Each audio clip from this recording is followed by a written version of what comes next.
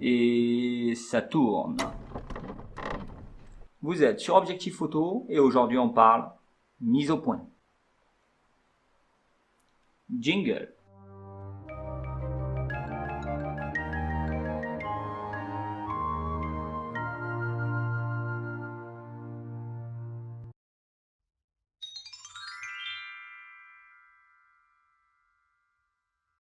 Au même titre que votre cadrage ou votre exposition, la mise au point est un réglage essentiel pour une photo réussie. C'est l'endroit où votre photo sera la plus nette. Et on appelle ça aussi le focus.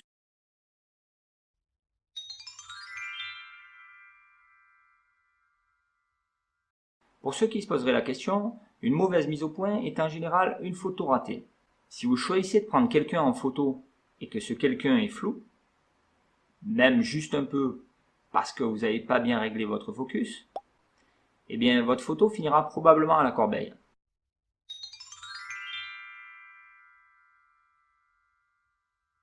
Alors là, il y a plusieurs possibilités. 1. Vous avez du temps et vous aimez vous faire chier la bite. Calme-toi, c'est une expression qui est plus vieille que toi. Je disais donc, si vous n'êtes pas pressé, faites votre mise au point manuellement. Même si ça se fait plutôt bien, la mise au point automatique fera tout aussi bien, voire mieux, et en plus rapide. 2. Vous choisissez la mise au point automatique, qu'on appelle aussi l'autofocus. Et là aussi, plusieurs choix s'offrent à vous. Vous avez peut-être déjà entendu parler des collimateurs d'autofocus. Non? Alors pour faire simple, c'est les endroits où votre appareil peut faire la mise au point. Par défaut, l'appareil est réglé sur automatique. C'est donc lui qui décide s'il fait la mise au point sur vous, sur l'arrière-plan, ou sur le chien qui passe.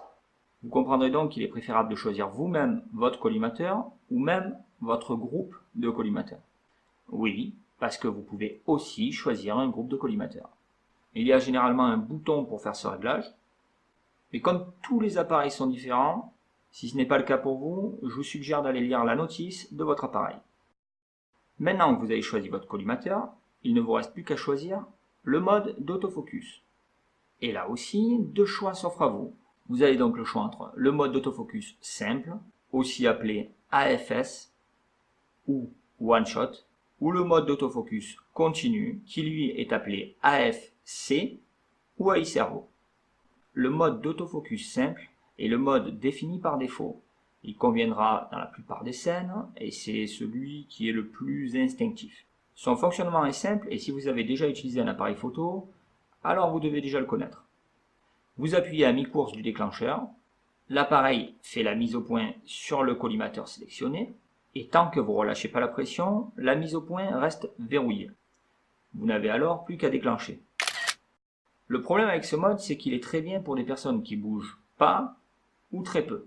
En effet, une fois la mise au point verrouillée, si votre sujet sort de la zone de netteté, votre sujet sera flou. Pour le mode d'autofocus continu, comme son nom l'indique, à l'inverse du mode simple qui verrouille la mise au point, ici, une fois votre doigt à mi-course du déclencheur, l'appareil fait la mise au point en continu sur le collimateur sélectionné. On se sert surtout de ce mode pour prendre des personnes, des animaux ou des objets en mouvement. Je sais pas si chez vous il fait aussi chaud que chez moi, mais c'est un truc de fou. Là vous le voyez pas, il y a le ventilo, je suis en claquette. En fait je suis en caleçon, mais ça je le montrerai pas. Si vous voulez voir, c'est 200 000 abonnés. 200 000 abonnés, je monte mes couilles. Ouais, voilà, c'est comme ça. Ouais, c'est du putaclic, ouais. C'est vrai. Je suis une salope. Clairement. Enfin bref.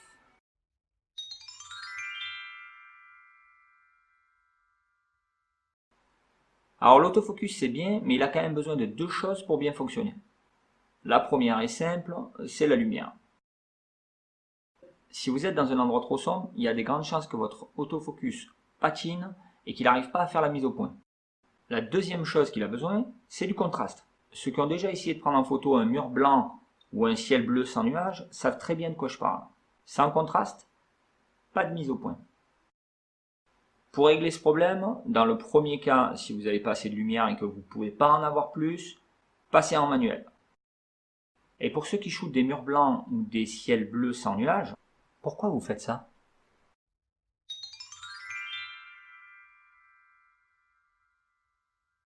Voilà, cette vidéo est maintenant terminée, mais avant de vous quitter et d'aller boire mon café de Sumatra 100% pur Arabica, qui ne pousse qu'à proximité du lac Toba, pour les connaisseurs, je vous laisse un lien de ce délicieux nectar en description. Je tiens à vous présenter 3 photos qu'on m'a envoyées suite à ma demande dans une précédente vidéo. Le thème des photos demandées était quelque chose qui vous rappelle l'été. La première photo a été prise par Sandy et avant de vous montrer la photo, je voudrais vous remettre dans la situation dans laquelle elle a été prise. Imaginez, vous êtes en vacances, sur la terrasse d'un bar en bord de mer, en train de boire un sirop de framboise avec ce coucher de soleil qui vient éclairer votre verre d'une magnifique couleur. Votre âme de photographe vous oblige à prendre une photo. Et c'est ce qu'a fait Sandy en immortalisant ce moment. Pour information, la photo a été prise avec un smartphone, ce qui prouve bien que l'appareil ne fait pas le photographe. Sandy a un compte Insta que je vous partage en description, et si vous êtes aux alentours de Nantes, sachez qu'elle propose des prestations photos. Je vous laisse aller checker tout ça sur son compte Insta. Sandy, à la tienne. Tiens, c'est frais, c'est bon. Sirop de framboise validé. En vrai, c'était de l'agnole, mais bon. La seconde photo a été envoyée par mon ami Steph, mais je vous cache pas que j'ai pas vraiment envie de la partager. Cet enfoiré m'envoie un SMS pour me dire qu'il souhaite participer à mon exercice, m'envoie cette photo, et me précise que l'eau est bonne. Steph, tu sais très bien ce que je veux dire. Je m'abstiens, mais franchement, pas de faire. Pour info, ici aussi la photo a été prise avec un smartphone et il m'a précisé qu'il a utilisé les conseils de cette vidéo. Pour ceux qui voudraient voir Steph en vrai, parce que oui, c'est pas qu'une ombre, on a fait une vidéo ensemble et je vous laisse un lien ici. La troisième et dernière photo que je vous présente ici, c'est quelqu'un qui m'a envoyé une photo suite à ma demande parce que je le suis sur Insta et que je trouve que ce qu'il fait est vraiment magnifique. Il s'appelle Louis, est photographe professionnel et je trouve que ce qu'il fait est juste sublime. Je vous partage cette photo qu'il m'a envoyée qui résume un beau mariage en bord de mer sous un coucher de soleil magnifique. Cette photo reflète parfaitement le sérieux et la qualité de son travail. Je vous invite à aller checker son Insta ou son site internet. Tout est dans la description. Louis, merci pour ta photo. Et si ça te dit de m'en envoyer d'autres ou qu'on tourne une vidéo tous les deux, bah écoute, ça sera avec grand plaisir. Je remercie Sandy, Louis et Steph. Mais Steph, pas trop. Et si vous aussi vous voulez m'envoyer une photo sur le thème de l'été, je vous laisse mon adresse mail en description et je partagerai tout ça dans une prochaine vidéo.